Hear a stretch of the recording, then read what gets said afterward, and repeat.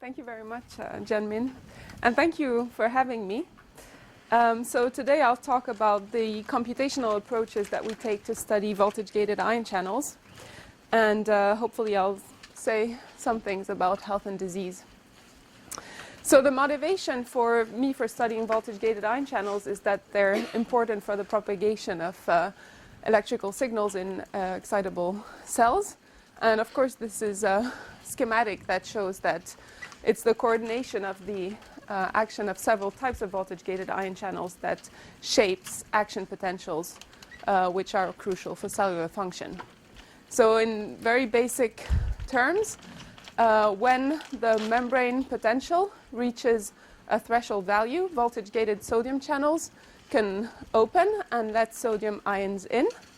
This happens in a sequence of events that leads to a strong depolarization of the membrane. And when the depolarization is high enough, then the voltage-gated sodium channels inactivate and close, potassium channels open, and let potassium ions out of the cell. And this causes the membrane potential to repolarize until we reach the resting potential again. And this is, of course, a schematic view, but this type of electrical signal changes depending on the type of cells that you have and the types of organs. And so what I find very interesting is that there are different types of voltage-gated, both potassium and sodium channels, that have to have quite different biophysical properties to shape this action potential and give it a different shape depending on the different types of cells that they're located in. And so for this, it means that it's really important to understand the molecular level details of what happens in these different types of channels. And I'll say a little bit about that.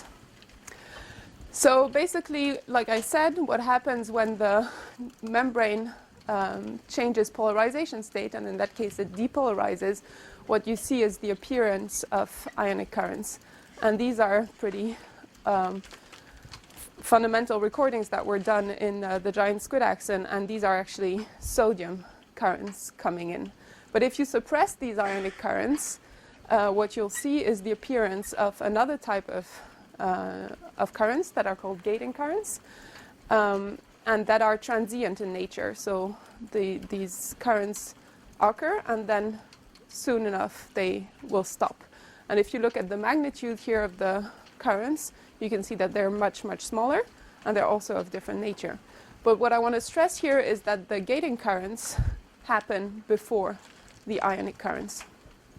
And since the genes of these channels were sequenced, we know basically what are the different parts of the molecule that are responsible for the ionic currents and for the gating currents. And so this is a scheme of the topology of these channels. They're tetramer. And the S5 and S6 segments tetramerize to form the pore. So that will be the place that is responsible for the ionic currents, whereas the voltage sensor domain is made of 4 transmembrane segments. And the fourth helix is very special because it contains a large number of positive charges. And so if you build a scheme of what type of motion happens in the protein to lead to this kind of picture, what you have is that in the closed state of the channel, when the membrane is hyperpolarized, then the S4 helices are positioned in a down position, and this is coupled to having a closed pore. And then when the membrane depolarizes, what happens is that these S4 helix that contains all these positive charges is basically dragged upwards, and this is coupled to pore opening. So in this talk, I'll be talking a lot about the molecular basis for voltage sensor activation, which is basically S4 moving up, and for coupling between the voltage sensor and the pore. And what I will not be talking about is about conduction through the main pore and ions going through. One thing I want to highlight is that more than recording currents, what can be done is calculate the charge that is associated with voltage sensing. And so if you integrate these currents over time, what you will get is the so-called gating charge, and it's in the integral of the gating current. And basically, it measures how much charge is transported when the channel is activating. So as S4 is moving up like this, there is a finite quantity of charge that is transported, and this can be measured directly, and this can be related to the type of calculations that we will do. So since the 2005, we have had access to a high-resolution structure of these channels, so we know what the assembly looks like. And just to point to you who are not familiar with the architecture, the S5 and S6 that we're assembling to form the pore are highlighted here in red, and you can see the ion pathway here in the middle of the pore. So this is a top view, and this is a side view with the membrane highlighted as a gray rectangle. And the voltage sensor domains, there are 4 of them, since it's a tetramer. You can see them here located at the periphery of the pore. And they are formed of S1, S2, S3 in cyan, and the S4 helix, which is special, in yellow. And what you can tell by looking at the side view here is that the pore is open, so in a state where it's going to be able to conduct ions, and the S4 helix are in a so-called up or activated position. So this corresponds to this state. And this makes sense, actually, because the structures of these channels were solved at 0 millivolts, so under a depolarized voltage, so it makes sense that you capture them in an activated open state. Since then, we have had the so-called resolution revolution going on in cryo-electron microscopy, which means that we have access to now a very large number of structures of these sort of channels from different families, both voltage-gated potassium channels like this one, also voltage-gated sodium channels and calcium channels from bacterial and eukaryotic origin, which puts us in a privileged position that we can start comparing them. But what is quite interesting is that we never have access to the full functional cycle. So basically, we always have one state of the channels that is resolved, but never the full picture. So what we do in my lab is we use molecular dynamics simulations to try and understand what the functional cycles look like. And to all be on the same page, I want to go very briefly through what molecular dynamics simulations are. So it's a computational method that basically considers all the particles in a system and evaluates the interactions between them. So each atom in the system is going to be a particle that can interact with the other particles in the system through a so-called force field, which you may have heard and seems a little bit mysterious, but in fact, it's only a list of parameters that describes the interactions between all the particles in the system. So it's people have been working on determining what are these parameters for many decades, and now we're in a shape where we can trust these potentials to try and build movies of the time evolution of the system based on these interactions. So the type of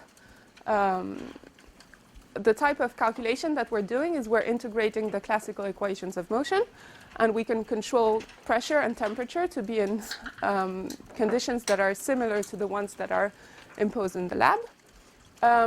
Unfortunately, we have to use a very small time step here of around a few femtoseconds to be able to capture the fastest motions in the system.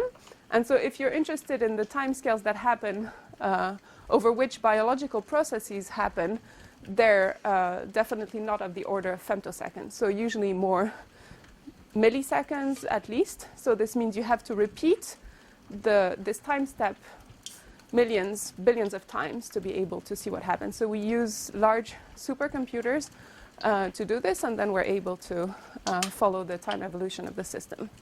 So this is an illustration of what that might look like on just a pair of ions surrounded by water molecules, so you get an idea.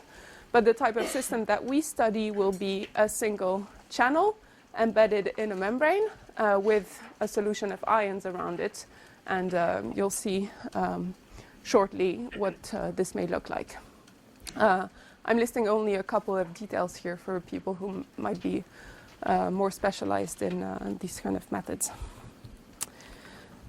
So like I said, what we're interested in is now understanding the mechanisms that take you from one state to the other. And as I said, the structures usually are resolved in a specific state.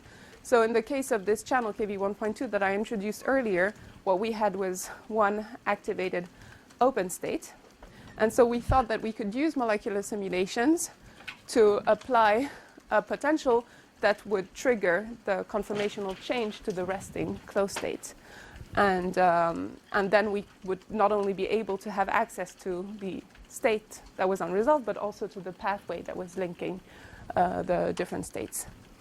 Unfortunately, in a way, because of these limitations I was describing of the timescales to which we have access, we have to apply potentials that are much, much higher than the ones that you can apply in electrophysiology. So people will usually scream at this, because if you apply this in a biological system, you actually destroy the cell. But in simulations, we have to apply this kind of potentials to be able to even see something on timescales that are of interest.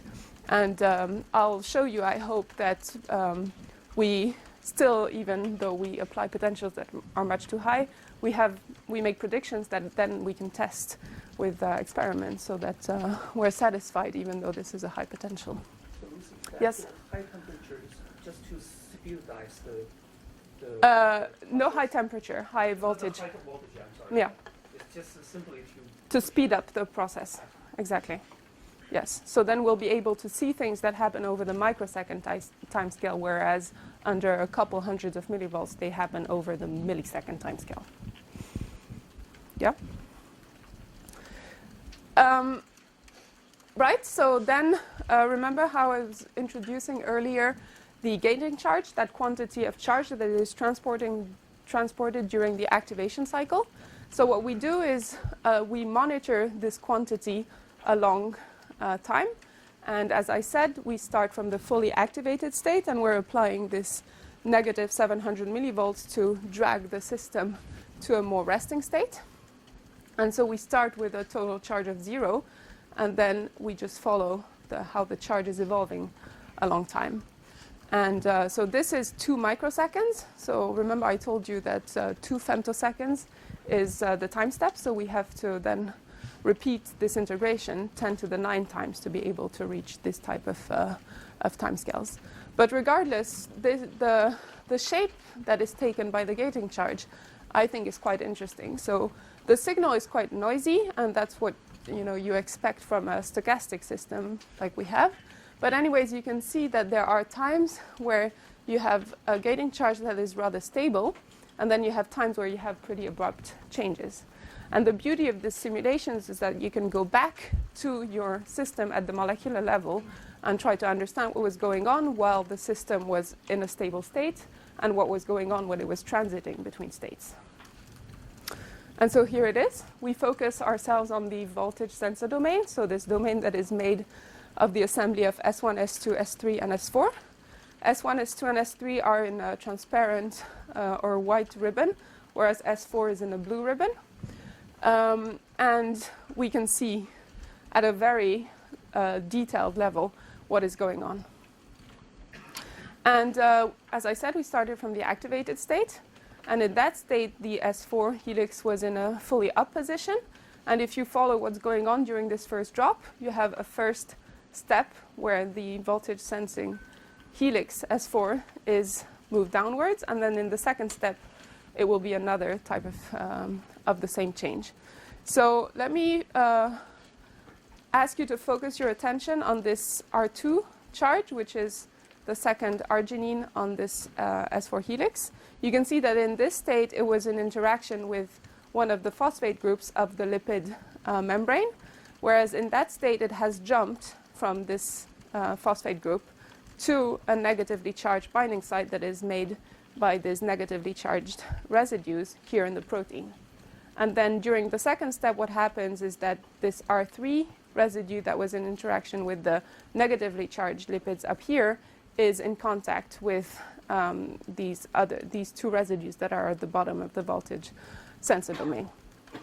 So if you look at it globally, what happens is that this helix moves down, and it moves down in a stepwise motion that looks like a ratchet.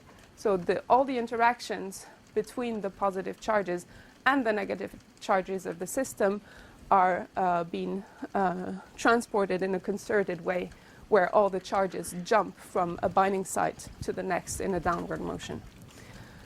Also, what I want to draw your attention to is the involvement of the lipid head groups. And because the voltage sensor motion is linked to the negatively charged head group of the lipids, this means that changing the membrane composition will have an effect on the activation mechanism itself. And this is actually verified by experiments. So if you change the composition of the membrane bilayer, you actually change the activation profile of these channels. So what I've showed you up until now was that with molecular simulations under the 700 millivolt potential, we were able to go from the fully activated state of the voltage sensor to the first intermediate and to a second intermediate.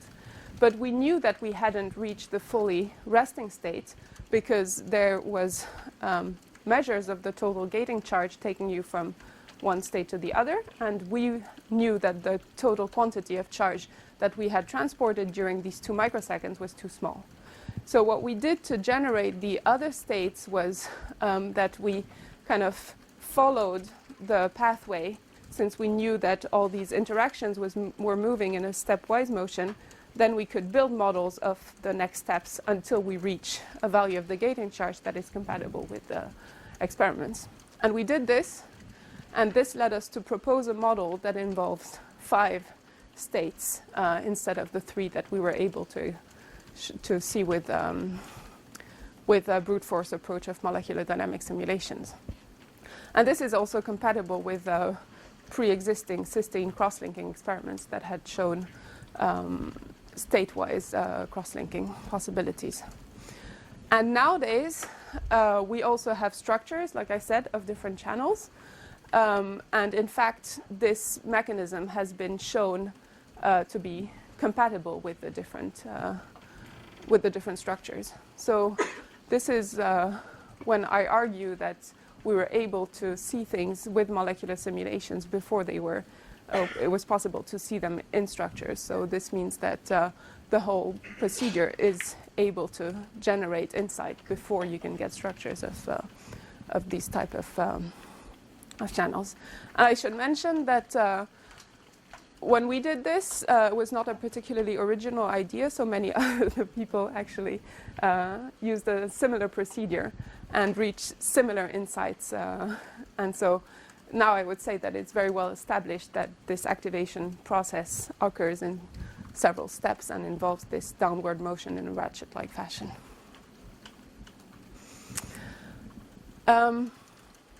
So this will be a movie that I'll play again from the beginning. But in this movie, you can see the side view of the channel with the S4 helix in blue, the pore domain in red, and the linker that links the S4 helix to the pore in yellow. And these are simulations that we borrowed from the D. Shaw research group. And if you focus here on the total simulation time that they had access to, it's 2 orders of magnitude larger than what I showed you before, right? So we had 2 microseconds, and this simulation is 256 microseconds long. And generously, they gave us access to these simulations, and we wanted to use these simulations to ask, now that we understand what is the voltage sensor domain activation mechanism, we'd like to ask the question, how is the signal transmitted from the voltage sensor domain to the pore, since the pore is the place where the channel will decide whether to transport ions or not. So I'll play this again.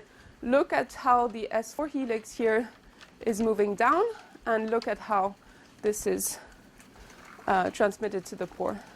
And my point here is that from just looking at the simulation, it's not quite obvious how this happens. So it looks very jittery. People who are used to looking at morphs from crystal structures or cryo-EM structures, they're really used to this nice kind of motion, very smooth. This is not what nature looks like, so nature looks messy and stochastic, and it's quite difficult actually to extract signal from this. So we went in and tried to reanalyze this simulation data using network analysis to try and make sense of how the coupling was occurring. And so to do this, we used tools borrowed from network analysis. And in this case, what the network looks like is each residue is a node in the network, and then residues that interact with one another are connected in our network. And the strength of interaction in the network is proportional to the covariance of the motions between residues. So residues that move more together are more tightly coupled in our network, and residues that don't move together as much, they have a lower coupling. And then we analyzed this network. So at that point, when we published this paper, we were calculating simply the betweenness of the different residues between the voltage sensor domain and the pore. Nowadays, we do different types of analyses, like we analyze how the current flows across the network, but basically the answer stays kind of the same. What's interesting is that we find two different pathways in the activated open state. So we find a pathway that goes through the linker domain, which was highlighted in yellow in the previous movie that I showed you. And so then the voltage sensor domain is connected along a single protein chain to the pore. But more unexpectedly, we also found another pathway that connects the voltage sensor to the pore through across different types of subunits. So you can see here how this pathway is following one protein chain, whereas here it jumps from one protein chain to the neighboring subunit here. And this is actually, this was probed by our collaborators, the Chanda Lab at the University of Wisconsin in Madison. And they showed with double mutant cycle analysis that both of these pathways are important, and that both of these pathways couple voltage sensor domain and pore. So with this now, I want to move on to more recent data that we got interested in. Up until now, I was talking about this KV1.2 channel, which is from the Shaker family. But as I said, since recently, we have structures of many, many different channels. And so we got interested in the Htn channel, which is the pacemaker channel of the heart, and that is activated both by hyperpolarization and by cyclic nucleotide channels. And then we asked, is the activation mechanism going to be similar to the one that we highlighted in the Shaker channel, or is it different? So from our point of view, what is interesting about Htn channels is that they open upon hyperpolarization. So Shaker channels, as you can see on this picture, are activated by depolarizing pulses, whereas hyperpolarization activated channel are activated by hyperpolarization pulses. And this is quite interesting because if you look at the architecture of these two channels and you put them next to one another, they look very similar. So they both have the same pore domain that's made of the assembly of S5 and S6 and voltage sensor domains on the side. And if you look at it in this picture, you notice their similarity rather than their difference. It's been shown for a while that in both of these channels, the activation mechanism is due to a motion of S4. So here is a conservation profile of the S4 helix in the KV channels and in the Htn channels. And you can see this repeat of arginines every third positions that is similar in both of the channels. And it's been shown back in the early 2000s that S4 moves in the same direction in depolarization and hyperpolarization gated channels. So then it becomes a little bit mysterious why some of the channels are activated by depolarization and some of them are activated by hyperpolarization if S4 is moving in the same direction. And of course, it should move in the same direction because it's still positively charged, so it's still activated by fields that are pushing it in the upward position. If you look at, in a bit more close detail, at the architecture of the channel, you see actually differences emerging. And here, every protein chain is represented in a different color. And you can see that whereas in KV 1.2 we had the voltage sensor domain of one subunit that was sitting close to the pore of the other subunit, as I showed you before in these rotating movies, in HTN1 we have a so-called domain non-swapped architecture in which the voltage sensor domain is sitting next to the pore domain of the same subunit. So this gives us clues maybe as to why these channels are going to be, some of them activated by depolarization and some of them activated by hyperpolarization. If you look at these channels from the side, you can see, aside from the presence of this S4-S5 linker that I was just describing in the shaker family that we don't have in the HTN1 family, you can see also that one of the major differences is the length of S4. So here in yellow, if you compare the two channels, you can see that they're really quite different. So does then the hyperpolarization activation have to do with this length of S4? So I guess you know where I'm going. We're going to apply the exact same procedure than we did with molecular dynamics and try to see what's going on then in this channel now that we have this high resolution structure. Problem is, before we do this, because there's always a problem, right? Before you start, the problem with HTN1 is that it's really slow compared to even the KV channels. So the timescale of activation is of the orders of tens to hundreds of milliseconds. And so we were worried that we wouldn't be able to see anything in simulations.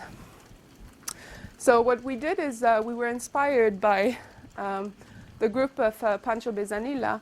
They had shown that with single substitutions in S4, they were able to change the kinetics of activation quite a lot. And so there are residues, particularly on S2 and S4, that are apolar in slow channels and that are polar in fast channels. And they actually showed that by substituting polar for apolar in shaker, then they were able to make these channels faster or slower. So we thought that we could do the same thing with HTN, follow the same rationale, and introduce residues that were polar in the voltage sensor to speed up activation. And so we did this. We identified two positions that are lining the pathway where S4 has to move. And we made them into polar residues. They were tested in the lab. The mutants are functional, but unfortunately they're not faster. But this doesn't mean that the voltage sensor activation is not faster. It just means that the channel is not faster. Unfortunately, we can't measure gating currents in those channels, so then we don't know if it's actually faster. But what we can tell from the simulations is that the voltage sensor domain, is more hydrated than in the wild type. And this is exactly what we wanted. We wanted a more hydrated voltage sensor domain because it correlates with faster activation. So we have reasons to suspect that this will work. Do you have any idea of the gating time in the wild type? It's of the order of 10 to 100 milliseconds. That's the gating charge movement. Yes. Not the opening time. Oh no, the opening time is slower than that. Yeah, that's gating charge. No, actually, no, that's not true. This is the kinetics of the currents because we can't measure the gating currents. You have no idea. No, we don't know. No, we don't know. And we also don't know what's the kinetic models for this, so we don't know how coupled it is, like if it's obliquely coupled or not. It could be. But better safe than sorry. So if we can make it faster, then we have more chance to see something. Yes? So can you measure the gating currents in the mutant channel? No. We can't measure the gating currents even in the wild type. No, but if you make it faster, then you see the gating currents. Okay. As you know, I don't do experiments, but my understanding is that our collaborators' lab is not equipped for that. Well, we can check. I'm not sure, but I'll show you what happens in simulations. So we got time on Anton, which is this dedicated supercomputer that I told you before. We had recycled trajectories that were produced that were very long, and those were produced on Anton. And since the people who built Anton are generous enough to share one machine with us, then some of us have access to the computer. And this means that we could reach timescales that were quite a bit longer than what we can do with regular molecular simulations. Disappointingly, we still have to apply these type of potentials that I was describing earlier that are really quite high for physiological purposes.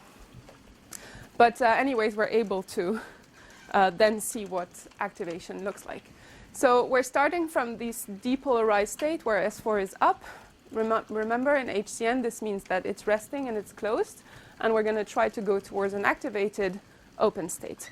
The total simulation time will be about 20 microseconds. And look at what's going on with this hyperpolarization potential. S4 is being dragged downwards, as you would expect, because of the positive charges. But quite amazingly, what happens is that the S4 helix breaks right here in the middle, such that S4 is being dragged down, but not as a rigid motion, more as breaking here in the middle. And I'm going to describe in a little bit of detail now what are the different motions here. But if you compare here as light, thin ribbons, you have the starting positions, and as thick ribbons, you have the final position. You can see that this motion is quite drastic, actually. And it's not only localized to the S4 helix, also things are rearranging in here in the S5 helix, which is lining the pore. So first of all, I want to look again at these salt bridges between the positive charges and the negative charges. Remember, in Shaker, I was describing that this was a stepwise motion that looked like a ratchet, where all the positive charges were being transferred downwards and changing binding partners. In the HCN1 VSD, what happens is very similar. So we have, again, if you focus on here, which one is it? R180 here was at the level of this residue in green, which is the gating charge transfer center. And here it's transferred by one residue down. And here you have R177 that was up here, and it got transferred to the next binding site. So basically, what I want to highlight is that the coarse features of the activation mechanism and the salt bridge pattern, and by the way, also the involvement of the lipids, which I don't have on this picture, are similar in both families of channels. But what is quite different is the orientation of S4 itself. So here again, is the overlay between the up state and the down state reached after 20 microseconds. And what we're interested in here is why does the helix bend exactly at this position. Here is, again, this logo that shows the conservation of all the charges, and of all the residues of S4. And this is the whole helix.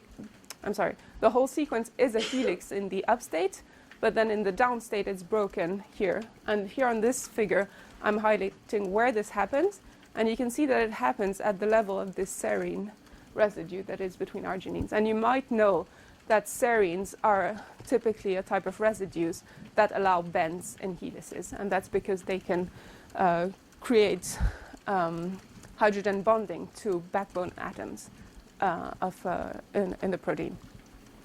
So there's another serine here where the helix doesn't bend. So I'm not saying that bends will systematically happen at serines, but still there's an important serine here that allows bending in this specific channel. I should say that we also don't observe this only one time. It's nice because we have a tetramer, so we were actually able to see this happening in 2 of the subunits, and in the 3rd one we saw the same thing happening on the way. And I don't have slides for this, but we asked for an extension on Anton and we repeated the simulations, and now we saw this happening in 4 voltage sensors in a new setup of the channel. So it seems quite reproducible. Now we have seen this motion happen 6 times altogether, so we're starting really to feel confident that this is something that is real for this channel. Interestingly, there were experiments from 2004 that were already published that were measuring the sustained accessibility of various positions of S4. So we took advantage of this and compared how accessible these residues that were probed experimentally, how accessible they were in our simulations based on the solvent, on the accessibility to water. So what this figure shows is positions that were shown to be accessible both in the resting state and in the activated state. So these would be the residues that are shown in bluish green. And residues that are only accessible in the activated state and not accessible in the resting state. And you can see that this is not quite systematic. So for example, here, this L252 residue is accessible in the activated state and not accessible in the resting state, whereas the residue that is below it is actually accessible in both of the states. So it's not quite as simple as just an entire stretch of helix that is accessible and not. And so we measured this accessibility in our simulations, and we found really quite surprisingly good agreement. You know, sometimes simulations don't agree directly with experiments, so this was quite nice feature. So these 2 top residues here, you can see they're accessible in both states, and it's the same for this H268 here at the bottom. But then if you focus on the details that I was showing you, so L252, for example, is only slightly accessible in the activated state and not accessible in the resting state at all. So we have, I think, something that I would call better than qualitative agreement with pre-existing experiments. I'll talk a little bit about the gating charge that we measure in our simulations and a comparison between the 2. And this is specifically interesting for biophysicists because the way the free energy of the difference between the closed and the open state channel is coupled to voltage is through this gating charge. So that's why it's interesting to measure it. And without going too much into the details, the gating charge can actually come either from charge movement or from changes in the environment.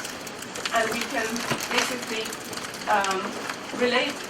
basically discriminate if it comes from charge movement or from environmental change by calculating this coupling function, which is the derivative of the local electrostatic potential with respect to applied membrane voltage. And so if we have changes in the charge movement, that would be compatible with the S4 helix moving, but if the S4 helix doesn't necessarily need to move to be able to transfer charge. So what we did here is we calculated this coupling function. Actually here, represented here is the derivative in the z direction because it's easier to visualize. And we asked whether this was changing in between the 2 states. So we measured this coupling function in the up state, resting, and in the activated state. And what we found is that incompatible actually with having quite a large motion, this coupling is not really, this coupling function is not changing between the two states. You basically have the same thing.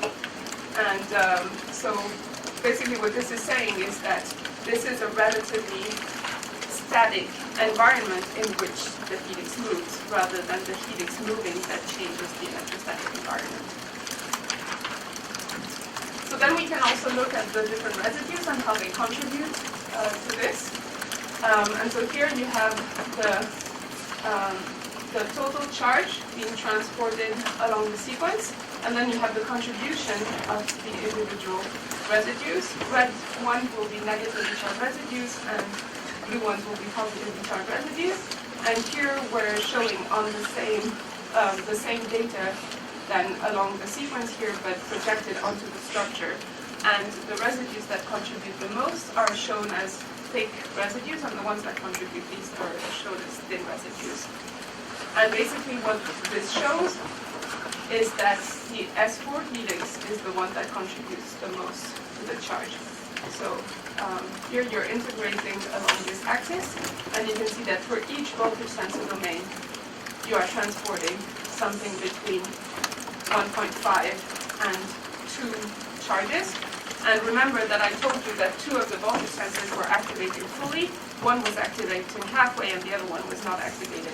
So you can tell from here that for this one is the one that didn't activate at all, because it's not contributing any data charge. Whereas the 2 middle ones are the ones that activated fully.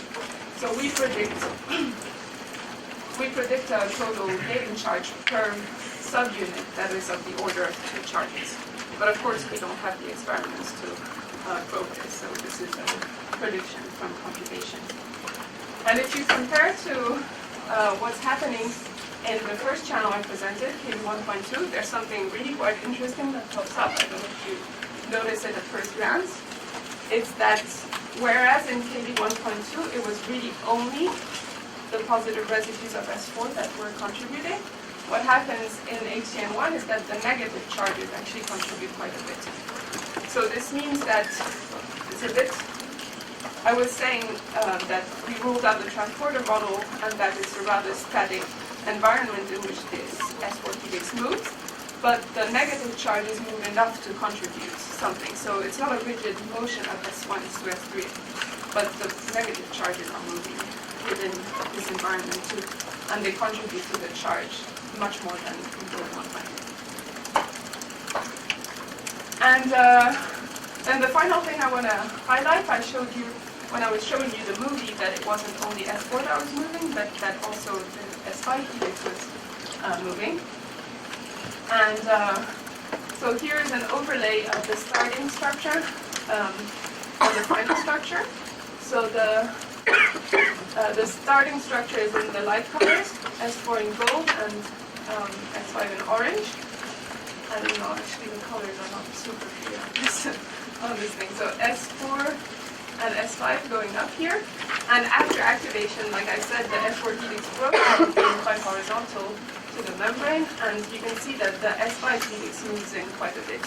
So in a schematic way, the way we see it is that when S4 moves, it pulls out S5. And this makes room for S6 to open. But I should say, we never observed opening of the channel because the timescales that we observed are too. So we think this is maybe one of the first steps of capability of the probe.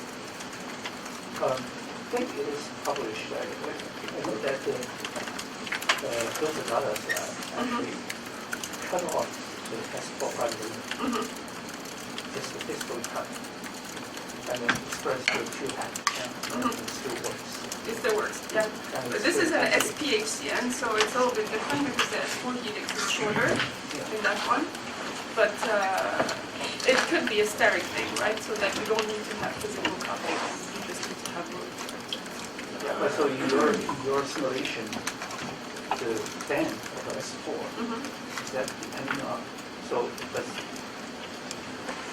does the S4 fiber linker make any contribution to that band of S4? So if you cut, I mean, in your simulation, if you cut it, what would happen? But I think it would still, I don't know, I think it would still, I don't know. And, What's the bottom end of S4 touching anything, or is it just in space?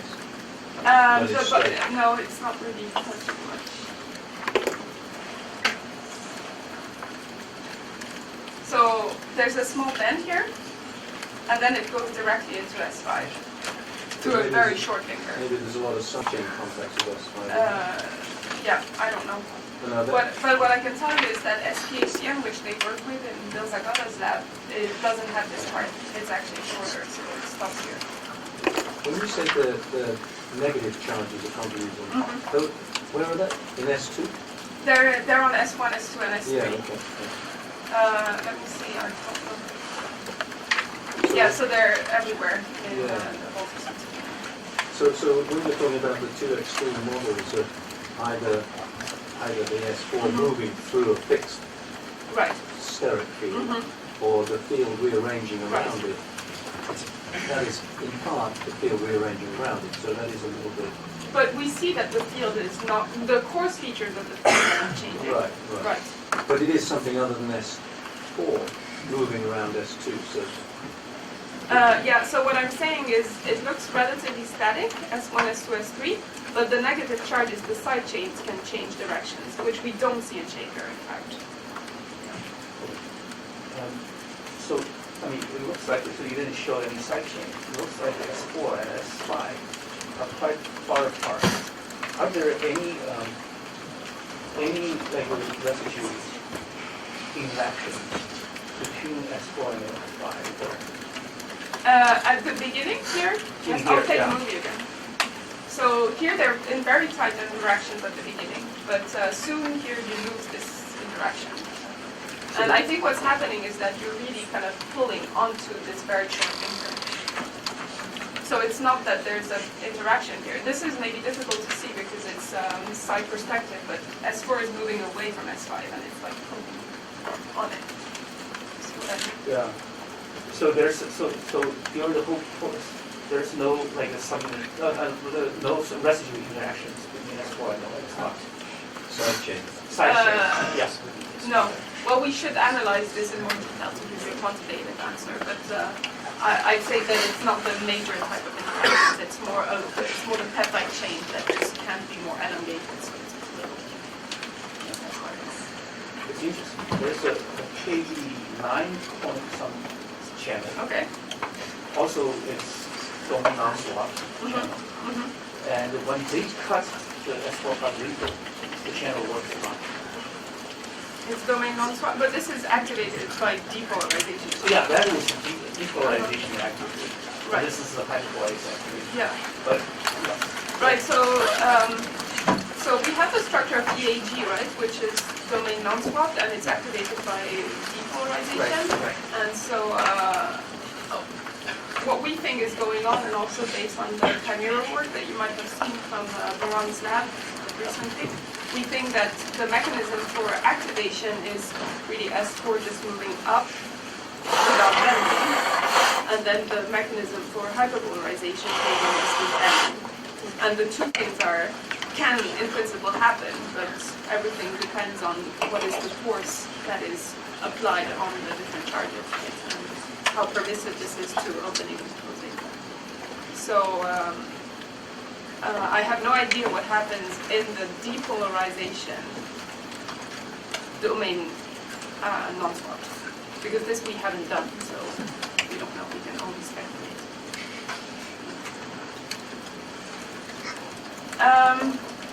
Right, so if you give me 2 more minutes, I'll just say something about drug binding, because one of my motivation is having all of this insight into biophysics should be useful to try and design drugs, right? That should be our motivation. And here I'm going to focus on one type of drug-acting mechanism. So the kind of simpler way that you can think about drugging an ion channel is to block the pore, obviously. But this is biophysically a little bit boring because it's just blood. So we're interested in trying to act and design allosteric modulators that would act on the voltage sensors and then thereby act on the port. So for this, we collaborate with a group of Fredrik Ellinger, who's also in Sweden, in Linköping, and they have a set of compounds that are resin acid derivatives, which have a rigid ring-like body and then a negatively charged head group. And they seem to be acting on the channel through this so-called electrogenic effect.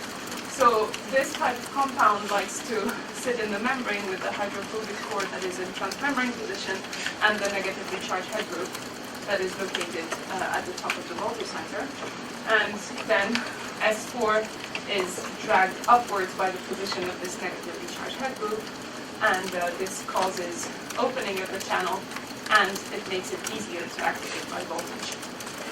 So this is nice. They've done a lot of changes. They've introduced different types of groups on the ring-like body and also in the head group.